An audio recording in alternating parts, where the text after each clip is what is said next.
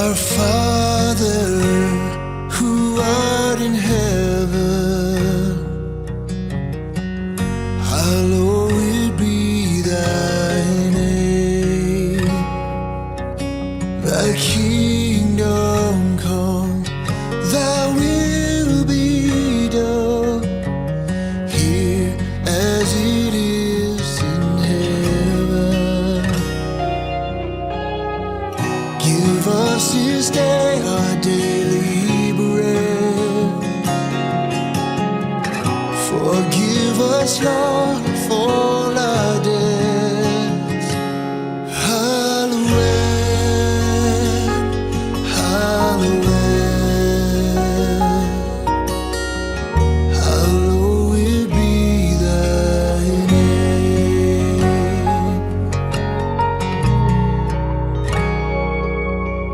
Our Father, who art in heaven, hallowed be thy name. Thy kingdom come, thy will be done, here as it is in heaven. Give us this day our daily bread. Forgive us, Lord, for all our debts. Hallowed, hallowed, hallowed be thy name. Hallowed,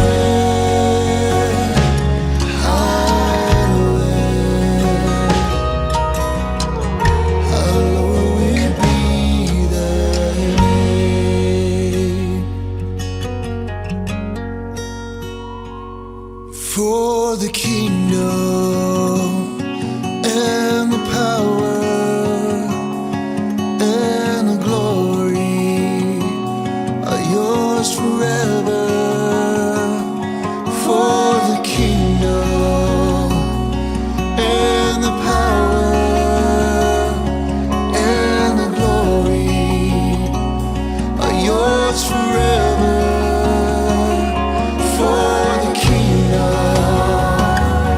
and the power and the glory are yours forever. For the kingdom and the power and the glory are yours forever.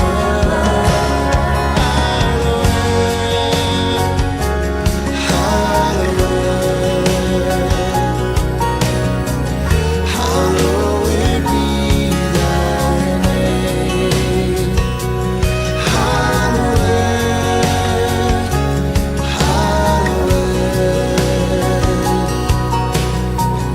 hallowed be thy name. Hallowed,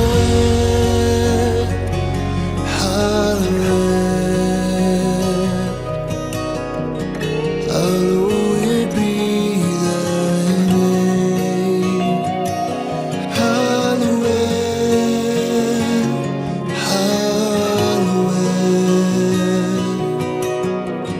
hallowed be thy name.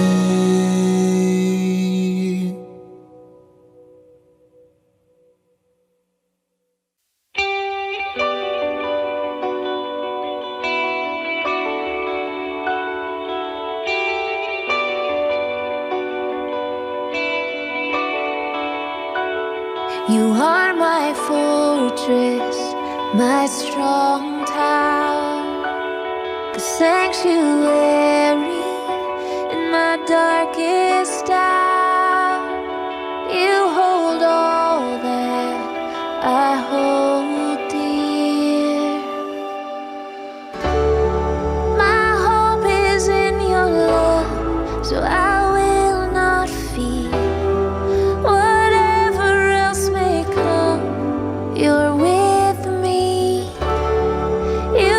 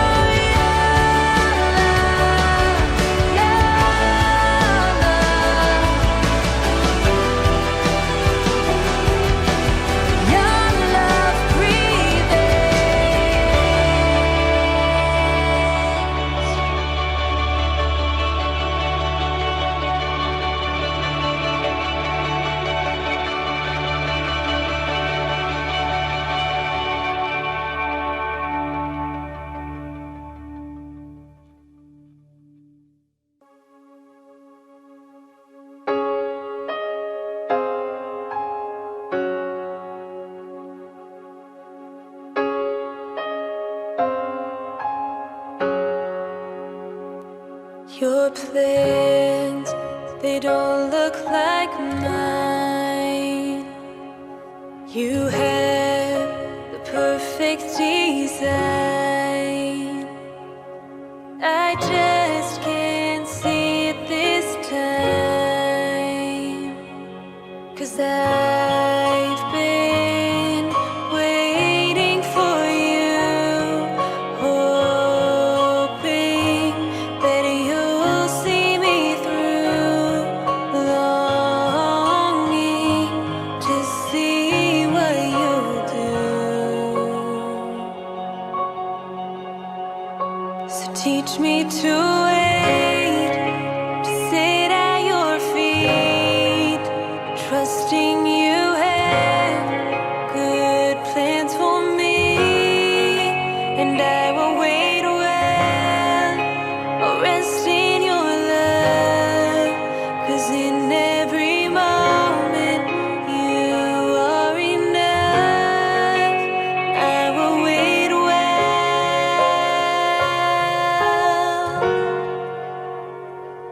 I give my battles to you,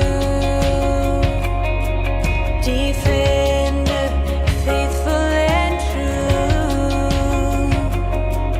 There's victory when I trust in you,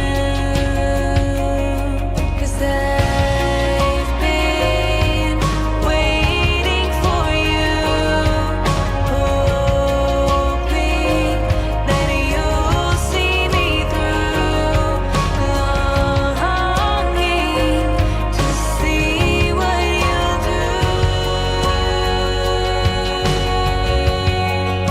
So teach me to wait, to sit at your feet, trusting you have good plans for me, and I will wait well, I'll rest in your love, 'cause in every moment you are enough.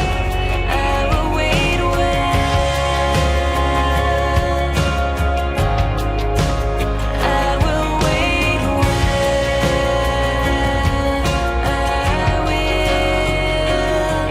I give over my time, I surrender my life. I'll praise you in the fire.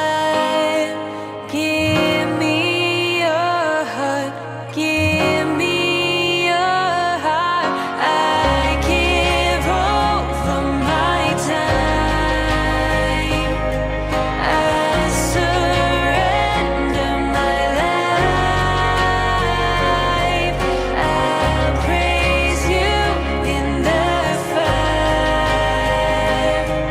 Give me your heart, give me your heart. I give over my time, I surrender my life. I'll praise you in the fire. Give me your heart's desire. Learn to wait, to sit at your feet, trusting you have good plans for me, and I will wait well, I'll rest in your love, 'cause in every moment you are enough. I will wait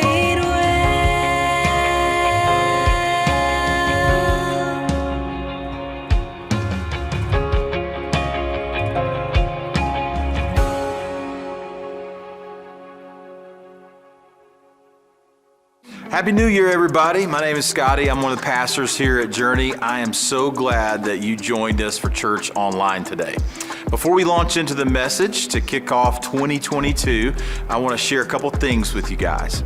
Next Sunday, January 9th, I'm going to start a brand new teaching series called Simple.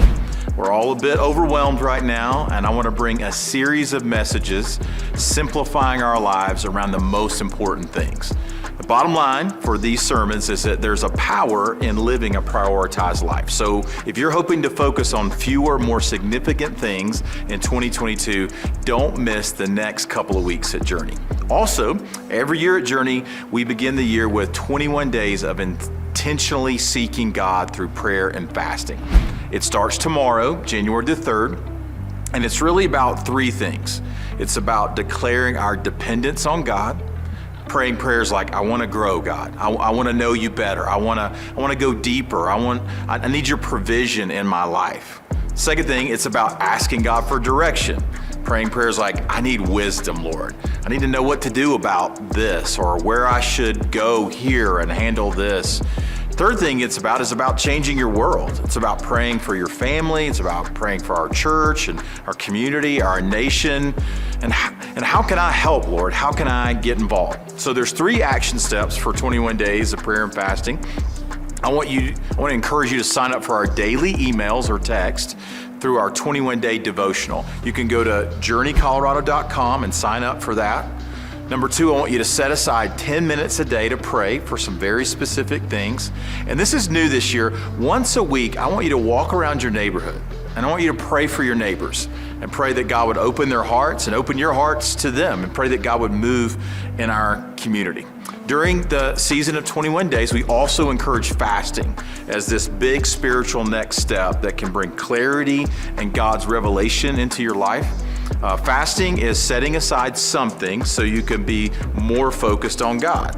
It's saying no to one thing so that you can say yes to something bigger and better. It's saying to God, I'm more hungry for you than I am for this. And there are many ways to fast. Primarily when the Bible talks about fasting, it's speaking about food. So you can fast from certain types of food. You can fast on certain days or for certain meals. Some people fast from sunrise to sundown. Some people, believe it or not, fast from all solid food for 21 days.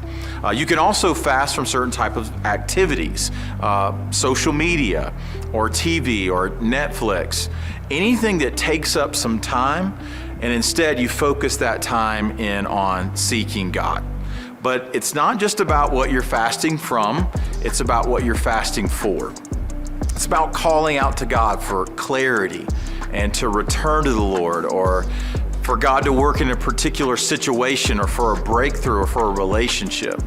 For me personally, and for our church, I know in 2022, it's going to bring some really exciting challenges, some big obstacles too. I know that I can see some things coming, but there are other things that are on the horizon that I can't see coming. So I want to be open to God, and I want to have His heart.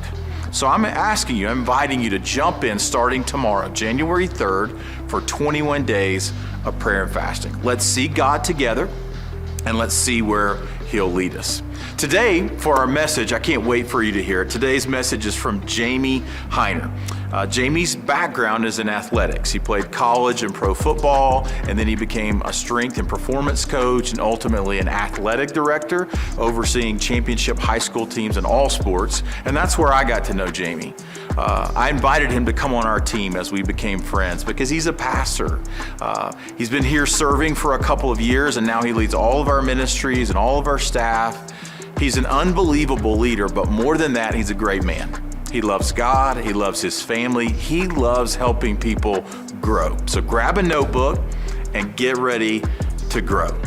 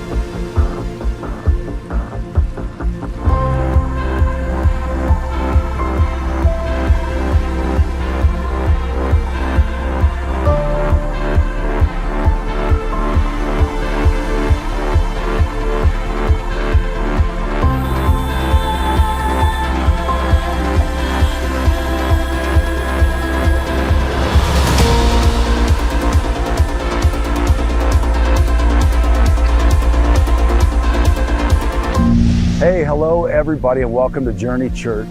My name is Jamie, and I'm excited to be sharing the message with you today titled How to Change Your Life. And we're going to look at how you can change your life through the very simple lens of instilling good habits and hard work. I'm going to tell you a little bit how it all got started for me back in college and how it's carried over into the last 25 years of my life. And the best part is it really is simple, but it doesn't mean it's going to be easy. You know, I bet we've all experienced this. Every year, we make new plans, we dream again, we set big goals, and I love it. It's an awesome time of year. But there's one problem. We can have the tendency to start great, and then we often just kind of fade away. If you own a gym membership, you know exactly what I'm talking about. The first few weeks of January, it's impossible to find a parking spot. Then when you finally get inside, then you have long lines for each piece of equipment, so you end up just standing around looking at everybody's new workout gear and what they got for Christmas, and we all look so good, just standing there doing nothing.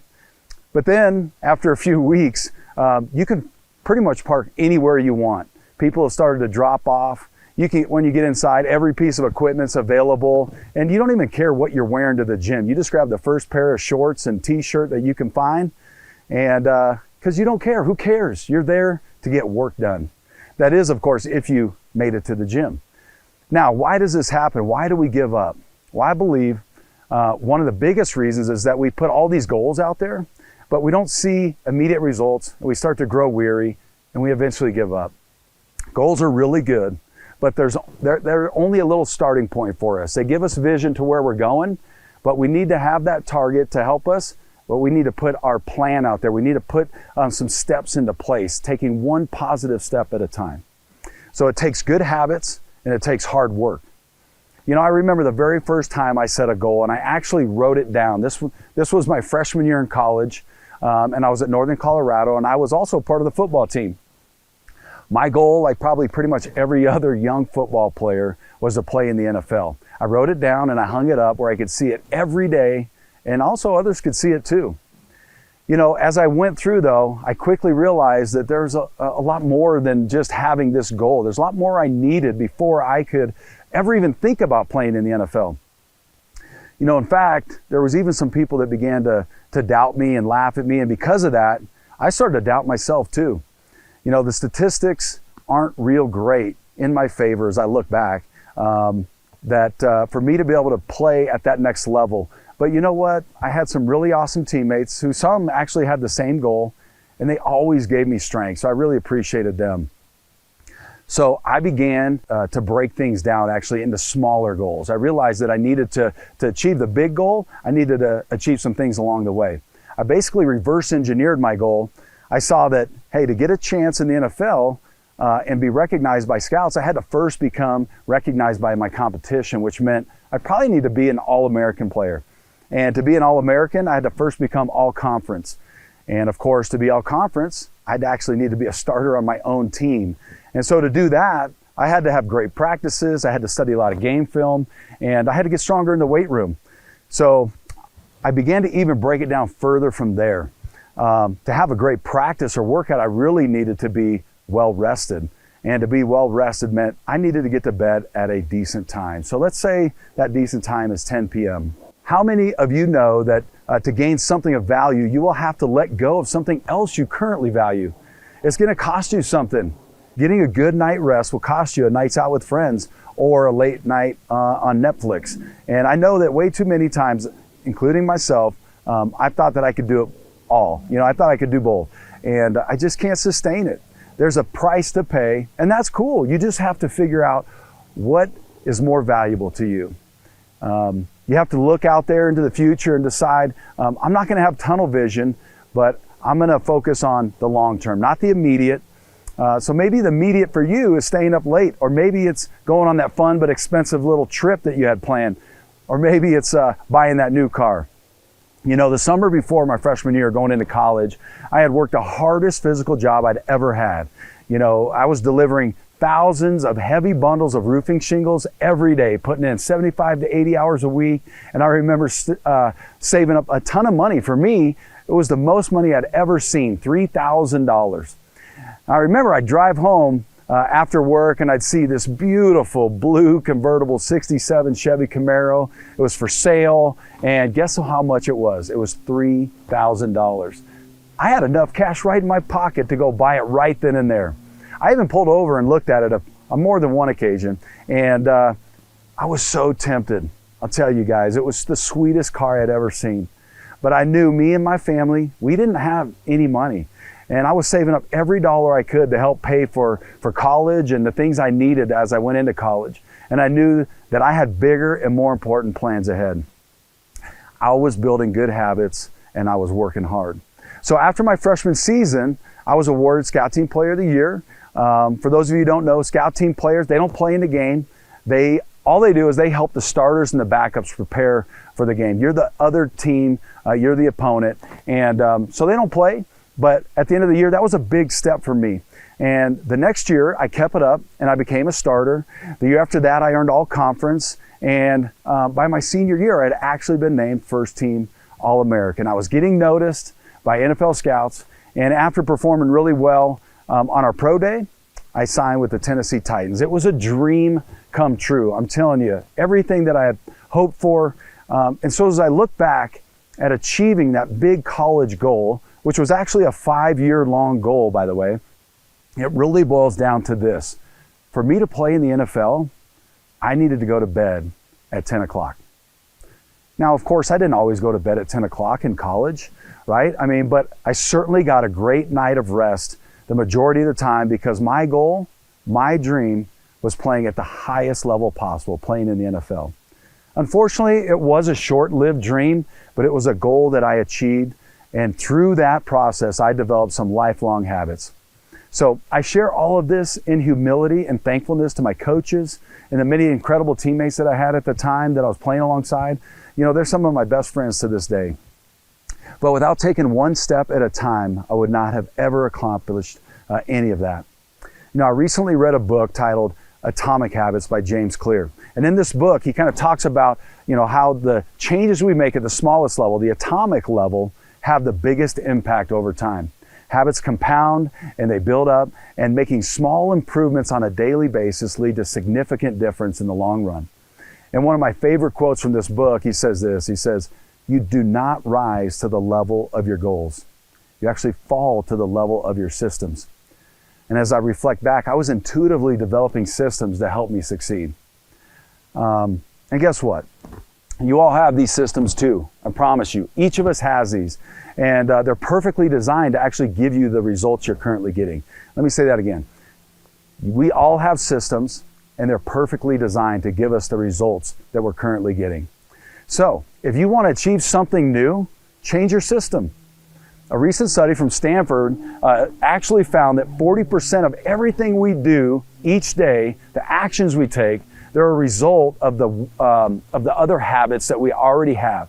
In other words, like you're not making all these decisions. You're actually just on automatic with the systems we currently have in place. So from the very first thing you do in the morning to the very last thing you do at night, 40% of that is already predetermined. Now here's a little example that I know has happened in my life. This used to happen actually all the time, but I'd be driving, I'd be going to an appointment, and then I would jump on a phone call.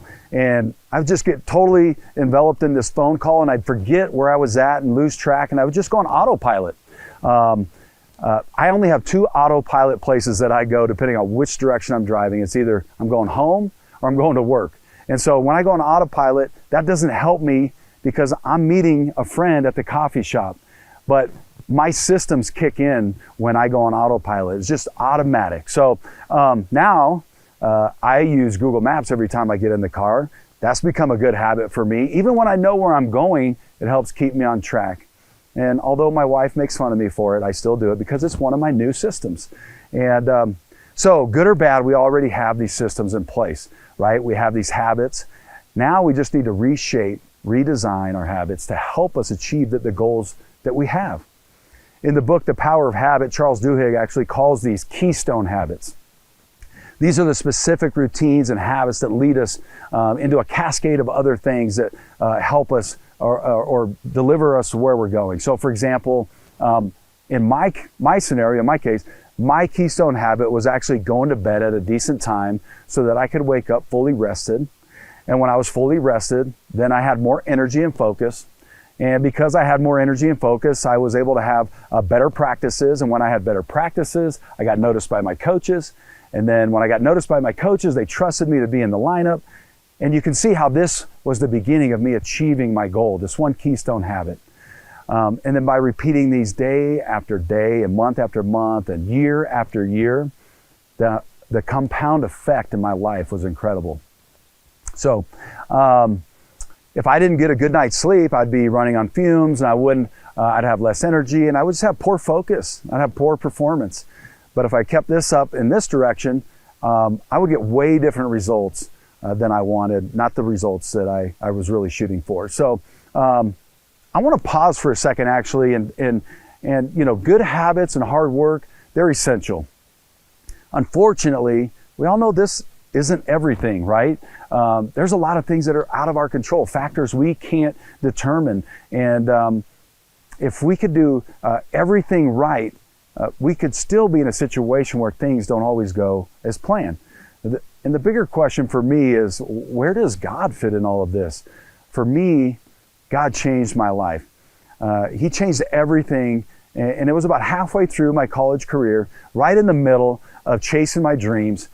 I gave my life to Jesus, and He became the Lord of my life. From that point, a lot of things began to change. They changed in my heart. The goals didn't change, but my purpose changed. The reason for doing everything I was doing started to change, and on a spiritual level, my soul changed. I went from being mostly about me to really slowly, and I mean slowly, becoming about God and becoming about His plan and understanding how He could use me to accomplish His will in my life. I had, for the first time in my life, I discovered the truth. I feel like, the Bible for me was something I could stand on. And I started a relationship with Jesus, and Jesus is the truth. He's the way. And verses like Jeremiah 29:11 became the words that I would cling to for strength. It reads like this: "For I know the plans I have for you, declares the Lord. Plans to prosper you and not to harm you. Plans to give you hope and a future." But these words were initially really challenging for me and hard for me to understand, because not everything was actually going good and prosperous in my life at this moment.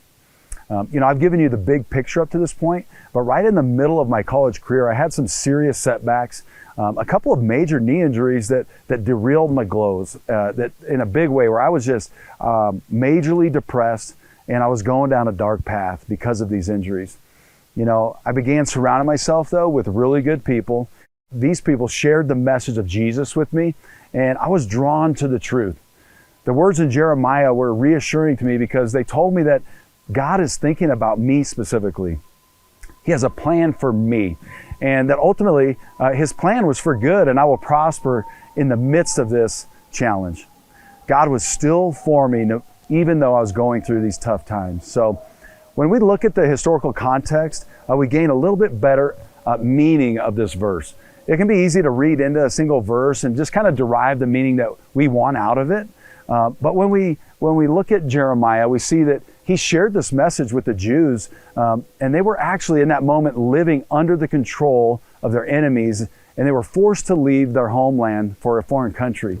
He spoke these words to people in the midst of hardship and suffering, and God's response was not to provide immediate escape and for them to avoid this difficult situation. Rather, God promised in the midst of that He had a plan for them, plans to prosper them, and plans for their future in their current situation. We might be tempted to think that because things are not going the way that we planned, that God is not actually at work. In reality, it most likely means that God is doing something great in your life. He's preparing you, He's teaching you, and He's building you up. If we embrace these challenging moments, going through hard times and challenging situations, it will actually give us strength and perspective and wisdom. In most difficult times in our life, when I look back at them, these challenging situations, God was actually teaching me something that I could have never learned otherwise. And I'm so thankful for it. James 1, verses 2 through 4 is another verse that I discovered during that season one of my life verses. And again, it was one of those ones that was initially hard to trust, but I could look back and I remember just putting my faith in it because my soul just needed that truth. It says this: consider it pure joy whenever you face trials of many kinds, because you know that the testing of your faith produces perseverance. And let perseverance finish its work so that you may be mature and complete, not lacking anything. You know, going through trials is a part of God's plan for us. I know this, I experienced it, and I bet many of you know that as well. The storm that you think is ruining your life is actually the pathway to gaining strength and discovering your purpose.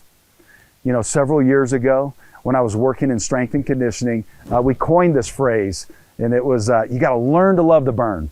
Right? I'd be yelling this at my athletes that are running down the turf, lifting weights, and I'm like, you got to learn to love the burn. Why?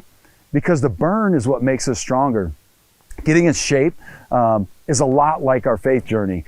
You know, we have to go through really hard circumstances, tough things, to be a better version of ourselves. We lift these heavy weights, we run long distances, we do crazy CrossFit workouts and all kinds of boot camps and insane things, right, that make our muscles burn, that make our lungs burn. And then in turn, we go through these things and we come out better version of ourselves. We rest, we repeat, and we get stronger and stronger and stronger. Here's another little parallel for you for our faith and working out. It's that you need a great spotter. You need a workout friend. You need somebody who's going to encourage you and help you when you can't do it on your own.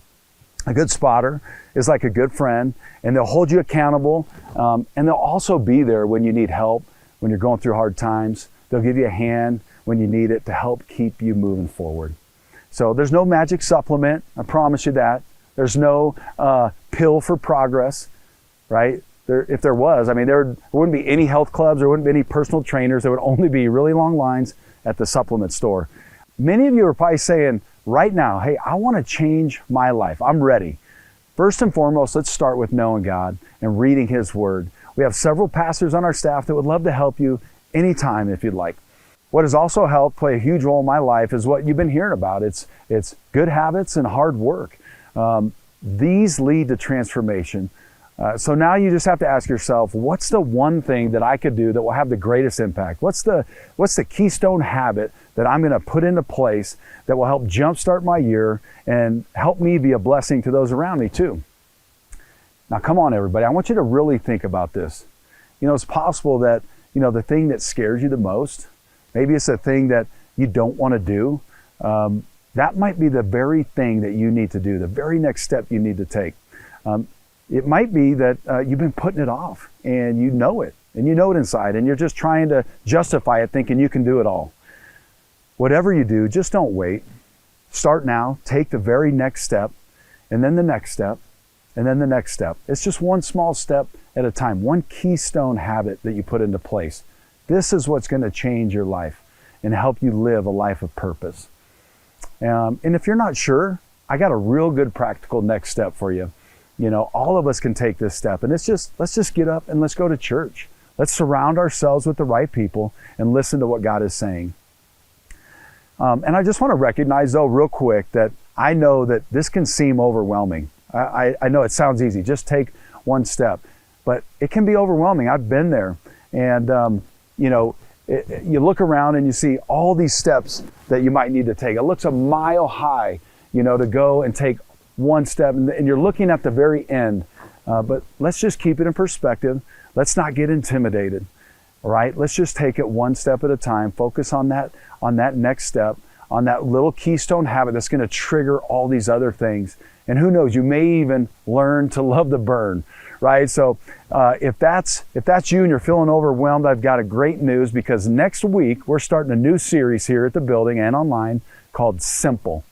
It's about the power of a prioritized life. It's going to be awesome. It's going to be really helpful. So when we feel stretched thin, feel overwhelmed, we have some great tools for us to help simplify our lives and to help prioritize the things that we need to do. But hey, before you go, can I just pray with you? Heavenly Father, God, we love you. We thank you for your presence in our life. And we know that we're all starting a new year. We have new dreams and new goals. Lord, I just pray that you would help each of us take those steps with you, that you would help guide us and lead us as we pursue new opportunities and we build new habits into our life, God. Give us the strength and the courage for the endurance that we need to have a picture for the long haul and to keep you at the center of it all. We love you and we praise you. It's in Jesus' name. Amen. Come back next week and we'll keep growing together.